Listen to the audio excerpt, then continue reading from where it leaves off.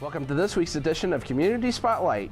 We're here at the Bartholomew County Public Library, which was completed in 1969 by world-renowned architect I.M. Pei. Today we're talking with Suzi Bruin, Executive Director of the Bartholomew Consolidated School Foundation.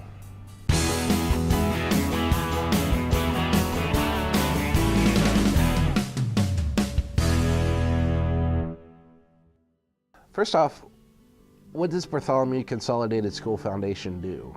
Sure. BCSF helps support our teachers and students to enrich their educational experience by providing funding for various projects and different things throughout the school year. In 1955 is when we started, and it was originally called the Columbus School Foundation, but when the Columbus Public Schools came together and consolidated, we became the Bartholomew Consolidated School Foundation in 1966. We definitely are the oldest in Indiana, and we're proud of that. So we have some wonderful traditions rooted in our heritage, but we are definitely focused on innovation in the future.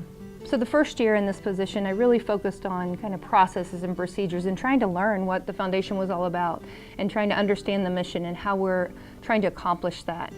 So in the beginning of my second year, I was determined that I need help. I need help telling our story, being out there in our community. So my board agreed to hire a new staff member. Her name is Jess Schnepp. She is now my fundraising coordinator. So Jess's role will be really about getting out in that community, sharing our story, telling our story, and getting people involved.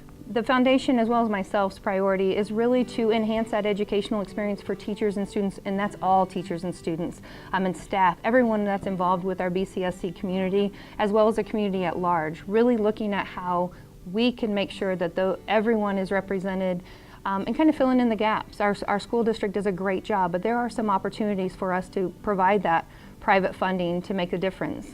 And actually, one of our challenges is ourselves. We get in our own way. We need to tell more of our story, more of the story of the students and the impacts that the funding that our individual donors, our corporate donors, that our community donors have given to us, really sharing that story. The other's funding. There are so many wonderful opportunities for people in our community to give their funds to, but really making sure that if people are passionate about forward thinking in our education system, of knowing that we are a choice for them to put their funds that will affect the entire school district as well as the community. So as we're telling the story about BCSF, folks are coming to our website, and it's not to the level that I want it to be at, or that my board wants it to. So we're really looking at the next step and making sure it's more user-friendly, mobile-friendly. So taking that next from there, that's a big part of it, so that we can share our story a little bit better. We absolutely accept donations. You can do that on our website. Another is I actually brought a book to share with you. This is the Columbus, Indiana book, and the Visitor Center actually gifted these to the foundation. So as individuals or organizations give us a $50 donation, we're able to gift this beautiful book to them. Kind of a low entrance, barrier entrance to get it as a part of our foundation. Yeah. Also, we need volunteers. We have a huge event coming up, the Harlem Wizards.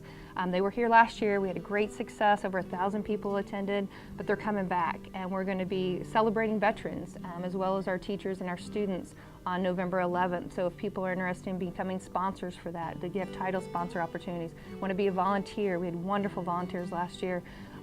So just there are a lot of different activities that we are doing that we need help. Thanks for joining us for this week's Community Spotlight. I'm Dan Ball, and we hope to see you next week.